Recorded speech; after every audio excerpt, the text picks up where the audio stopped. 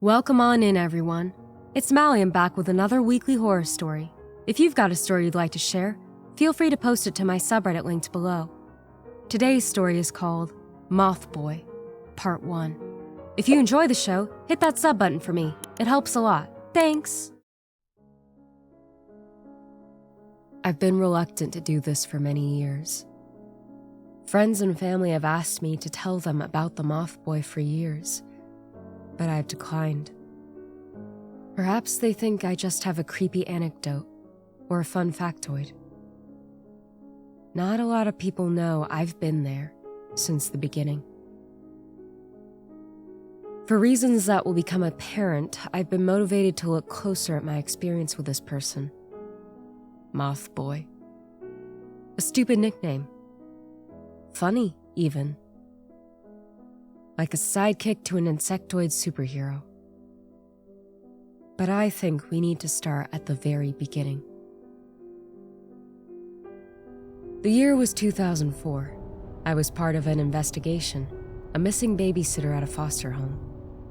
It was peculiar, but not necessarily sinister. We'd had some calls about that home in the past, but it was mostly just kids being kids. Neighbors complaining about noise and the occasional broken window. This was different. The foster home sheltered 6 kids from troubled backgrounds. The parents had to leave town for a family emergency and had paid for a pair of babysitters to help in the meantime. These weren't just any babysitters either. They were friends of the family and well known to the children.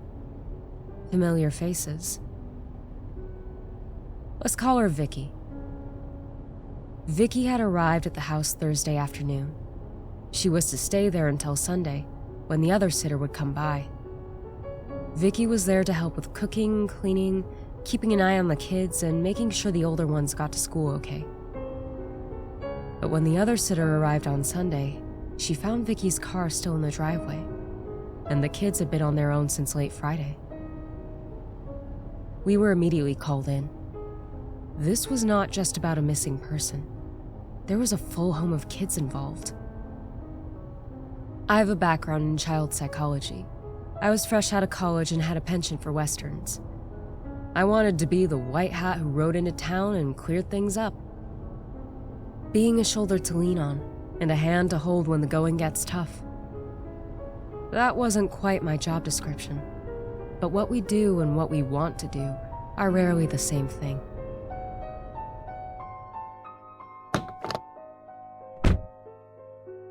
By the time I got to the Wheeler foster home, the place was packed with cars. The foster parents had come back just a couple of hours earlier, and it was full pandemonium inside. Some kids weren't emotionally ready to be interviewed yet, and others didn't know what was going on. Some of them had enjoyed being unsupervised. I could tell from one of the broken windows and the hockey puck on the driveway. Police were searching the area, interviewing neighbors, knocking on doors for witness testimonies, whatever they had to do to find this girl. But the key to the puzzle were the kids themselves. Someone must have seen something. It was clear that she'd been there. So where did she go? When? There were 3 boys and 3 girls. The oldest was 14, the youngest was 7. It was a nice place, a 2-story house with plenty of space. 2 rooms on the top floor for the kids where they bunked up 3 by 3. A large living room on the bottom floor with double glass doors leading to a backyard. There was a trampoline and a deflated outdoor pool, waiting to be put away. A well-used ashtray on a white plastic garden table next to a grimy grill. Lighter fluid out in the open. There were 2 smaller television sets in 2 of the kids' rooms. An Xbox for the boys, a GameCube for the girls, both accompanied by well-worn and Cheeto-stained beanbags. It looked cozy, the kind of thing you'd have to pry a kid away from with bribes and promises. The place was a mess, but not a neglectful one. It was the kind of mess that shows life. As I was walking through the boys' room, I noticed a pitter-patter on the window. Looking a little closer, I saw moths. Not big ones, like the ones with eyes on the wings. No, these were smaller. 1, maybe 1.5 inch, at most. You noticed them too? One of my colleagues, Officer Norton. Found a couple in every room, he continued. They're not native to the area. Probably snuck along in a suitcase. Or maybe they just attract that kind of attention. It was an unusual detail. Spongy moths, an invasive species. The Wheelers would probably have to get exterminators. It was pretty serious. But invasive critters aside, there wasn't much to say for Vicky's disappearance. At least, not at first glance. There was no sign of a struggle, and the kids had managed fine without her. They'd cleaned out the snack shelf and eaten 2 full boxes of ice cream sandwiches, but apart from a stomachache, they'd be fine. I would begin my interviews later that day, all under supervision and with the foster parents in the next room, of course. I would try to build some rapport with the children, mentioning how I noticed their games and telling them of some of my own. I asked about their favorite shows, how they were doing in school, and what their favorite things to do around the house was. All little talking points to put things in perspective. It was all preliminary. Most of them were fine talking to me, happy even. There was this younger girl, Hayden, who blasted off into this long rant about her friends at school and the many things she wanted to do when she grew up. It's like she just needed an excuse and she was off to the races. Others, like 7-year-old Brandon, found the whole thing unpleasant. He couldn't bring himself to speak. But after a couple of bribes and some time to warm up, he confided in me. I think Herman did it, he said. Herman's a weird one. Herman. That's the name people see in the papers. Not Moth Boy. Herman. 10-year-old Herman was the newest member of the Wheeler foster home, having been there only half a year. The first time I saw him, he was sitting in the corner of the living room, lodged between a TV bench and a bookshelf. If you didn't know where to look, you'd barely notice him. He was quite large in stature for a kid his age. He had this sandy blonde hair with gray eyes. You could see them all the way across the room. He had this expression of a cat on the prowl, with eyes wide open and pupils wide. He was just sitting there, staring ahead, as another moth tapped on the window to my right. Hey there, Herman, I said, walking up to him. You mind talking to me for a bit? I held out a hand and introduced myself. Herman shook it, and I felt this intense warmth. Then movement. A twitch. I pulled back, only to see he'd put a caterpillar in my hand. The thing had these cactus-like spikes digging into my skin as it rolled back and forth. My hand flared up like I'd been stung by a wasp. I dropped the caterpillar and crushed it. Herman didn't seem to mind. His expression didn't change. I tried to have a conversation with him, but he didn't respond. It was only later that evening that I learned from one of the older girls that Herman didn't speak. Not just as in he spoke quietly, he never spoke at all. I asked his foster parents about it, and they mentioned him being an unusual case. We don't know what happened before he came to us, they explained. They just found him. I don't know where my instincts come from, but I felt something. We weren't going to find Vicky with a thorough search or a surprise witness at the 11th hour. No. We had an answer in Herman. I don't know why, but something was telling me that behind those gray, doll-like eyes was an answer. I remember leaving the Wheeler home with a strange gut feeling. It was like an anxious stone in the pit of my stomach, like I'd seen something awful, but my mind was playing catch-up with my eyes. I saw Herman in the window of the second floor, looking my way. And even from a distance, I could see 3 moths fluttering around him. I waved goodbye, but he didn't wave back. I think it was Officer Norton who first characterized him as Moth Boy. He said something akin to, "We talked to every kid in there and got nothing." Well, not Moth Boy. We didn't talk to him. Herman was suspected to be the cause of the moth infestation in the Wheeler home. They'd begun to show up around the time of his arrival, and they were apparently very common around spaces where he spent the most time. Hence the Moth Boy moniker. It caught on. Even after one visit to the Wheeler home, I'd start to find larvae in my clothes, mostly my pockets. These little black segmented things, waving their bodies back and forth like pool noodles. I dropped everything I wore into the dryer just to make sure I got them all, but I still had chills for the rest of the night. Like I could feel them on my body. And looking at the swelling on my hand, I knew these things would be a problem if they made a foothold. Vicky was still missing. The search area was expanded, with a particular focus on the nearby interstate. The current working theory was that she was either coaxed out of the house and kidnapped, or left with someone willingly. There was no working theory as to what exactly would have made her do that. She had a boyfriend, but he was out looking for her just like everyone else. The next day, we took a more structured approach. I was part of a team of people who were interviewing the kids one by one in greater detail. I got the 3 boys, while one of my colleagues got the 3 girls. We tried to create a calming environment, using our most colorful rooms and a couple of toys and comics to make it all look a bit more friendly. First one I sat down with was 12-year-old Sal, Latin American kid with his head on a swivel. I could tell he didn't want to be there. His eyes kept rolling at me like a bobblehead. I asked him about Vicky, about when she went missing, what they did when they noticed she was gone, and he wasn't very receptive to the topic.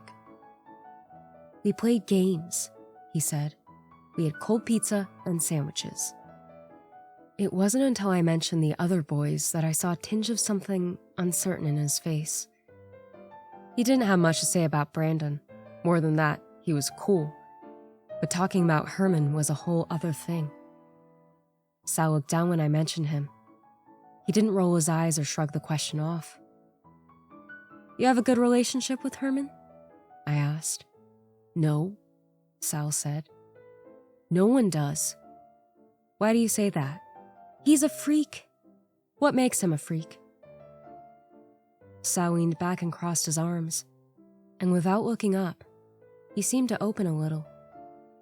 Sal had been with the Wheelers for 4 years.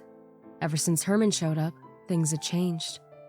William, the father figure of the home, had started smoking.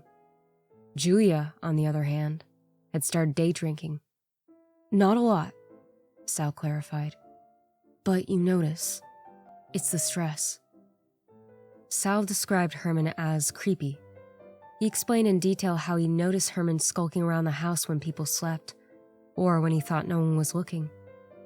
Herman would never eat at the dinner table, instead packing his food into a Tupperware box and running away. And the bugs, Sal said, shaking his head. They're gross and they sting. I gotta vacuum my bed once a week.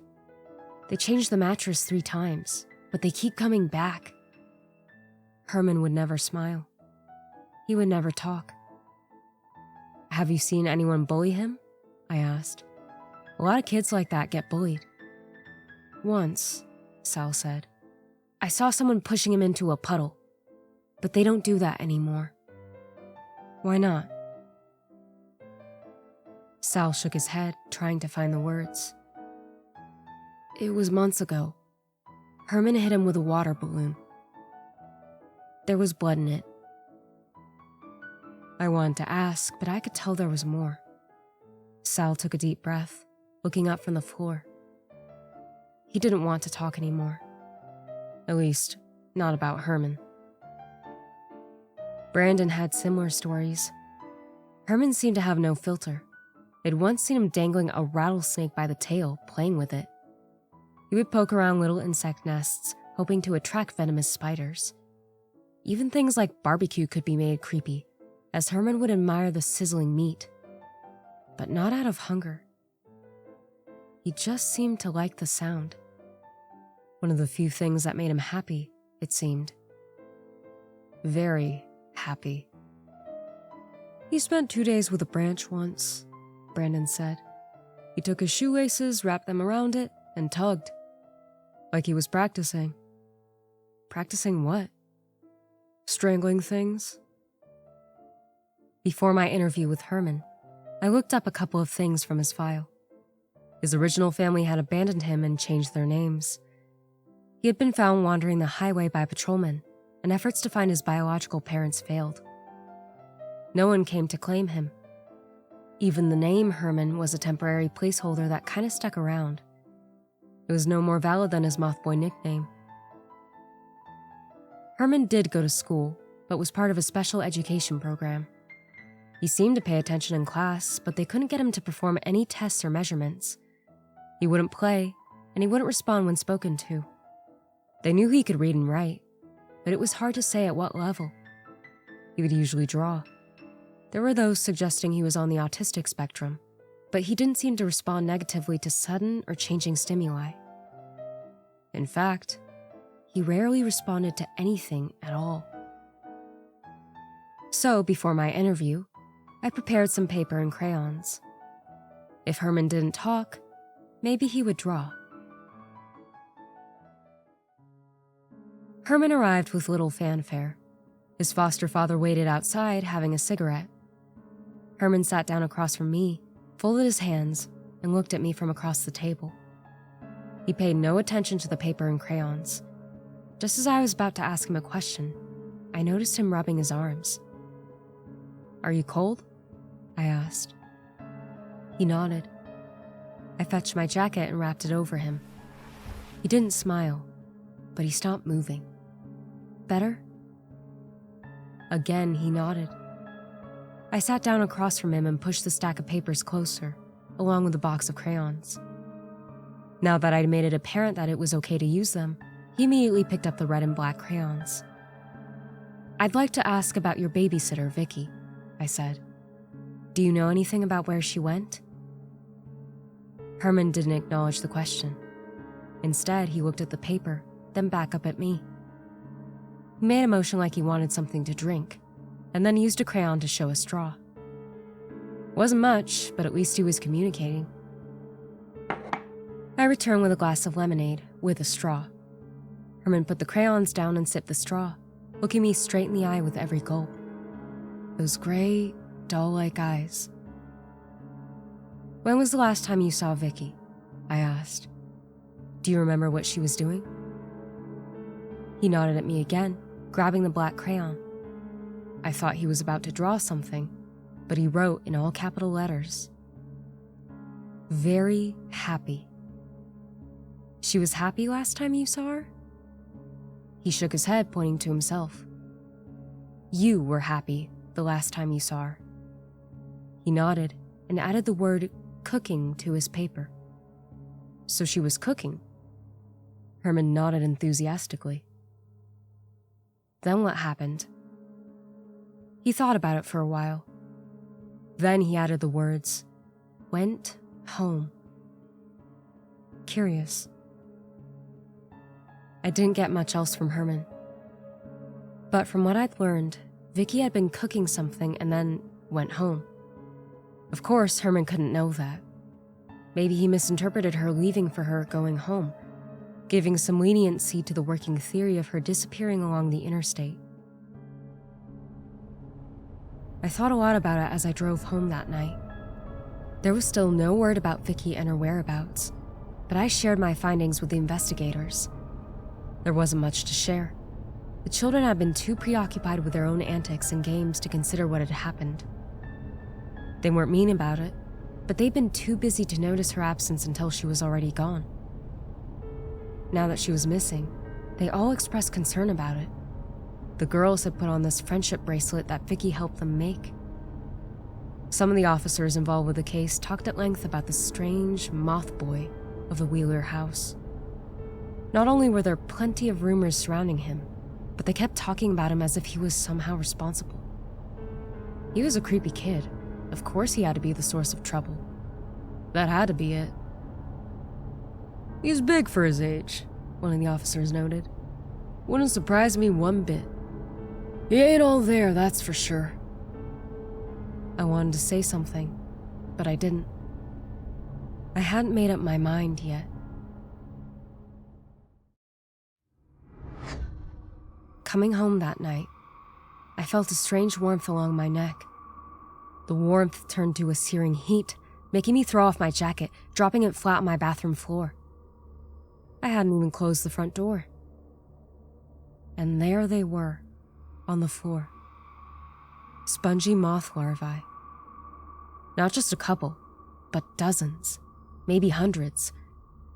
Shaking out the jacket, small balls of paper and chewed bread rolled out, something Herman had rolled up and planted in the jacket lining. He poked a hole in the inner left pocket and dropped the balls in there, making them almost impossible to notice. That's why he asked for the jacket. Not because he was cold, but because he wanted to plant these. I spent 2 hours steam cleaning the bathroom. Exhausted, I sat down on my toilet, only to spot 3 more larvae along the trim of the walls. I had scrubbed and steamed and scrubbed again. And yet there they were. Just a couple, but more than enough. It was long after 1 a.m. when I called it a night. I'd put the jacket into a plastic bag, taken it outside, and burned it.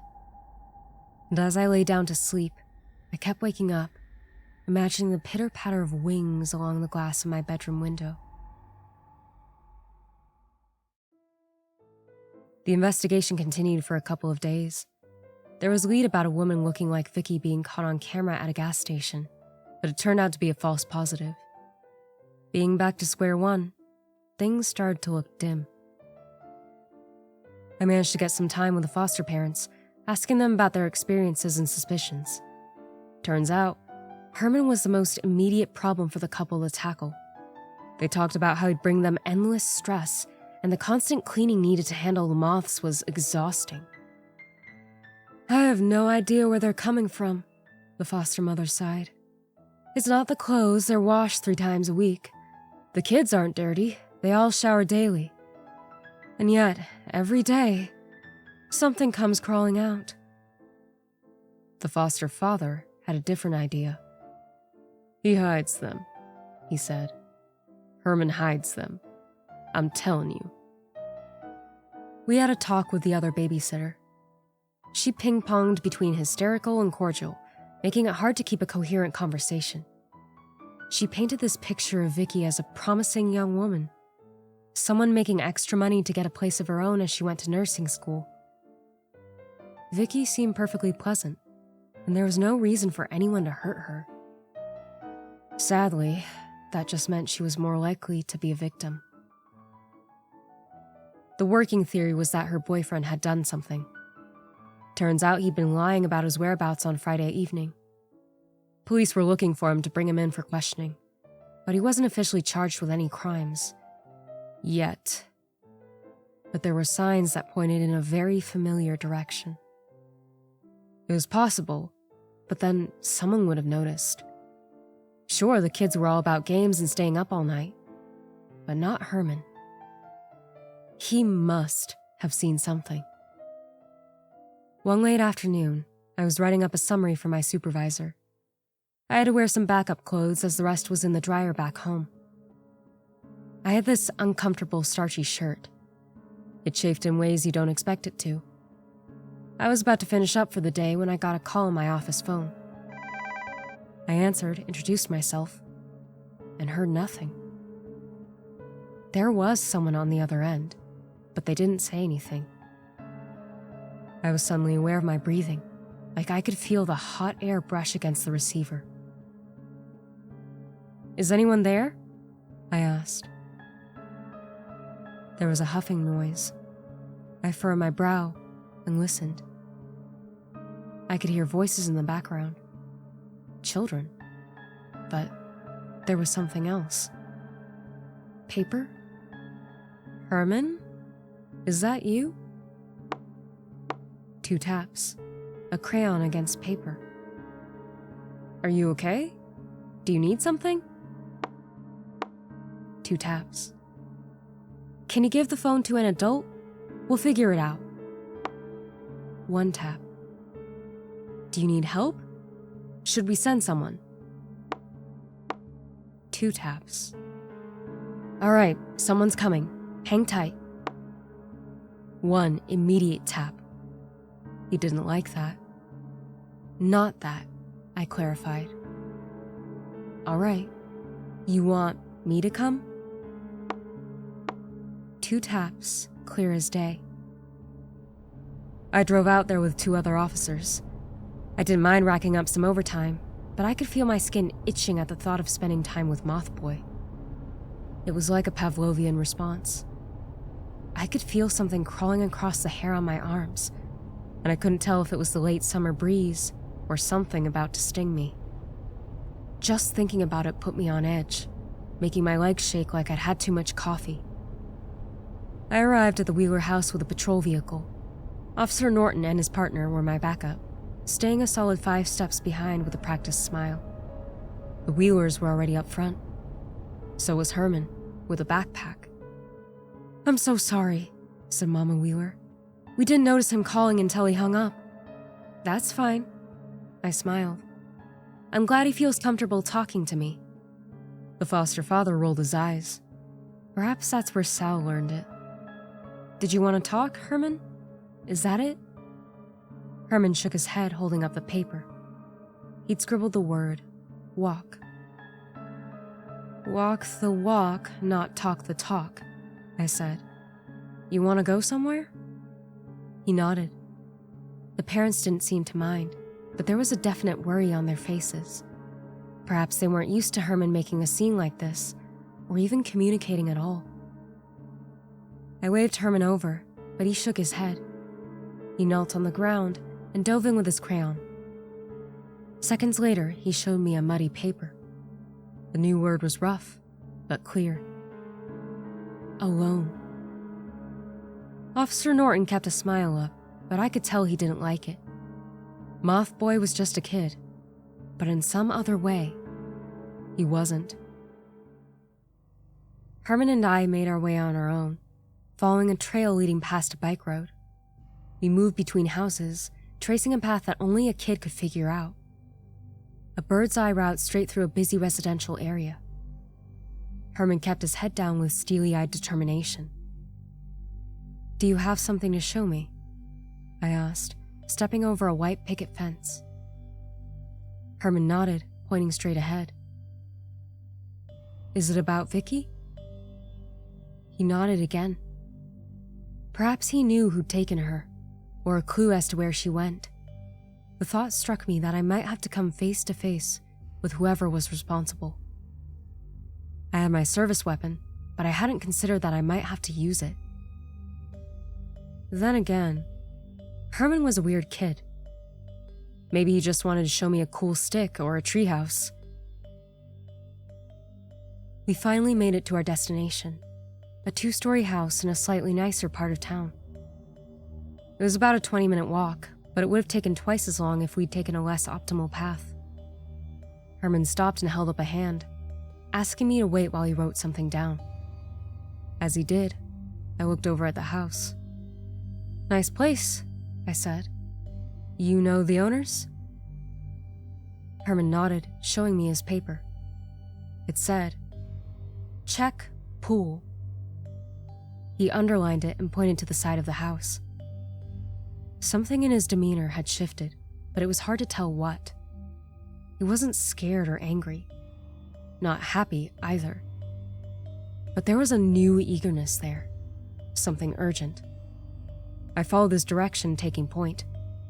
Looked like the owners were out. There were no cars in the driveway. A late summer vacation, perhaps. We followed the side of the house, opening into a big backyard. A large wooden deck with a scattering of folded sun chairs, intricately detailed garden bushes barely clinging to life with an automated sprinkler. In the back, a gazebo, overlooking a pool covered with a tarp. It had this tacky corporate sunflower logo in a clear, sun-washed blue. There was a security camera facing the backyard.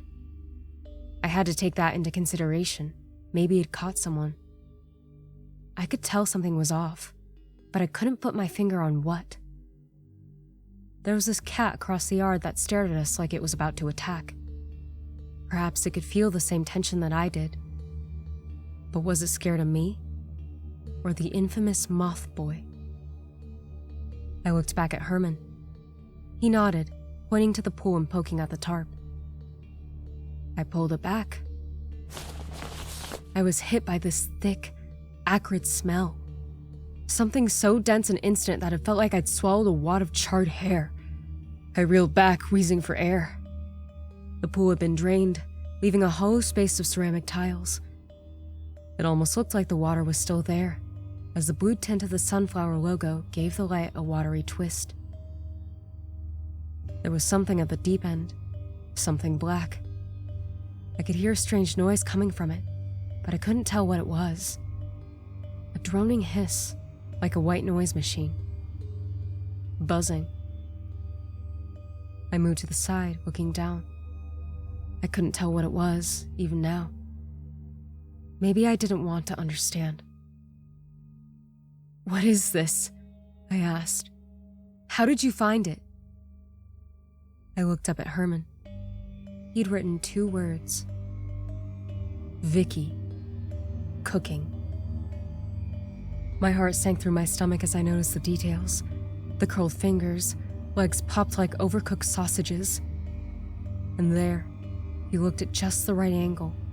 A skull, locked in a mouth-wide scream. I could see the edge of her spine poking through her burned clothes. I yelled at Herman to move away and made my way down the pool ladder. I had my phone in my hand before I realized what I was doing. I had to get backup. I had to get backup now. My thoughts raced as my poor excuse for shoes almost lost me my footing on the slippery tiles. I called out for Officer Norton, trying to tell him the address. I knew the street, but the number wasn't making sense to me. The only number I could think of was 4, the number of teeth I could see sticking out from the charred remains. "We have a body," I repeated.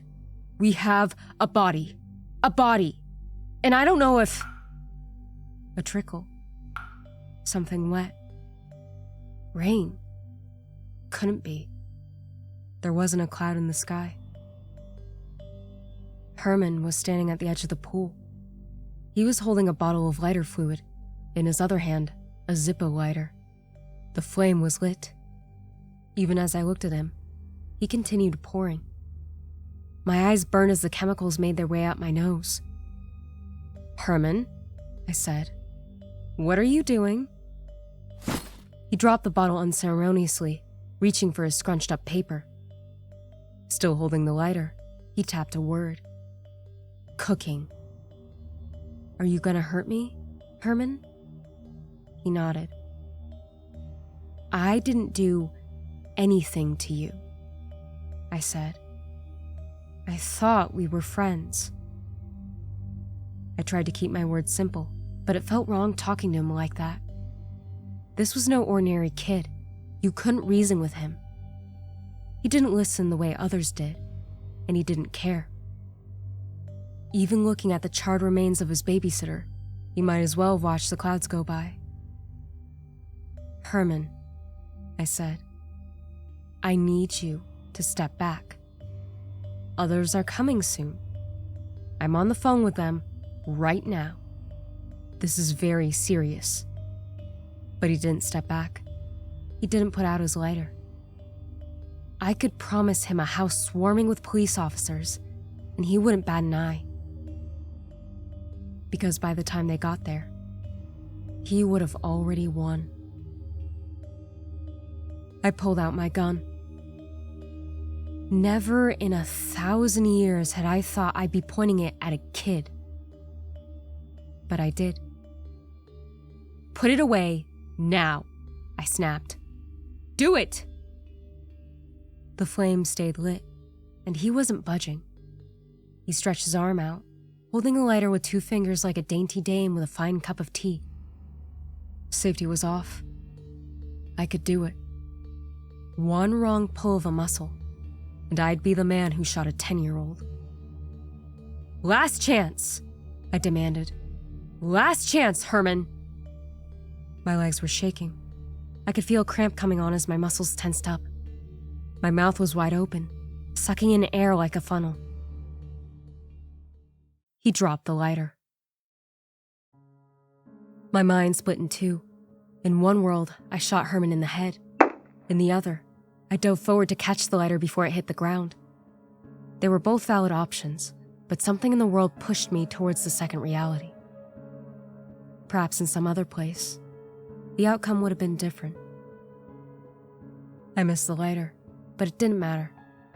It landed with the top down, closing itself with a click.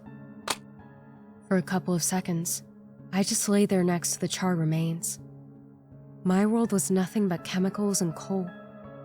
I couldn't get my body to stop shaking. I'd been the flick of a lighter from going up in flames. I brushed away an insect, then another one. It didn't take me long to realize that Vicky was infested with them. And there, around her neck, something burned but unmistakable. Shoelaces. I climbed out of the pool.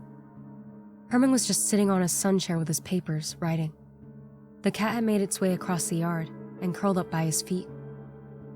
I didn't even realize I was still holding my gun. I figured I could still do it if I wanted to. One pop, and a lot of drama would be over. This wasn't just a kid. He was something else entirely. Something I'd only read about in solemn worst-case scenario profiles during training. Perhaps I'd be doing everyone a favor. Before I could say anything, Herman showed me another thing he'd written. Very happy. Of course he was. There were sirens in the distance, and he couldn't care less. You killed her. He nodded. Why? He thought about it for a second. He turned to his papers, making a few practice strokes. He gave the paper to me, a smiley face. No words this time. I escorted him to the front of the building to meet up with the officers. As we walked, I felt something. He was holding my hand. Not to plant a caterpillar in my palm, but because hands is what kids are supposed to do. They're supposed to hold people's hands when the going gets tough. That's what Moth Boy was working with. Assumptions. I think that's the first moment I saw him for what he truly was. A pretender. Until the moment those flashing lights came around the corner, I contemplated pulling the trigger. Like I had some cosmic option to end lifetimes of pain. But I couldn't bring myself to do it. The aftermath was awful. There was the fallout of the family being informed, but also the devastation of the Wheeler foster home. Not to mention the house where Vicky had been burned. Remember I mentioned Moth Boy having been bullied once? Yeah, the kid who did that? It was his family house. They had to move. They couldn't stay in a house where someone had been burned. And yes, she'd been alive. There was a security camera overlooking the backyard. Herman had tricked Vicky there, showing her some text on a piece of paper. As they got to the edge of the pool, he held up a necklace with a shiny rock. Vicky had clapped her hands excitedly and turned around for him to put it on. As she did, he switched the necklace for his shoelaces. Then he struck. He did some real damage in those first few seconds. Herman is larger than most kids his age, and Vicky was smaller than the average adult woman. After a short struggle, she stumbled into the empty pool, and Herman let her go. Using the lighter fluid from his foster father's grill and a Zippo lighter, the camera showed a sudden burst of light. And Herman just stood there, very happy. I didn't stay up to date with the court rulings that came after that. I heard he was locked away. I just wanted him out of my life. Thinking about him reminded me that I was the kind of person who'd shoot anyone to save myself. It put this stain on my mind, like I was the most selfish person in the world. I kept Herman's smiley face paper as a reminder. I don't know why. Maybe to torture myself. For weeks after last seeing him, I would still get these incessant moths fluttering around my apartment. They would stay there for a couple years until I moved to a new apartment. I think it took 2 full years before I finally got rid of them. I had hoped that would be a turning point, making me forget about the Moth Boy once and for all. And I guess, for a while, it worked. But it wouldn't last, because, much like his namesake, Herman was impossible to truly get rid of. Like midnight pitter-patter against my bedroom window.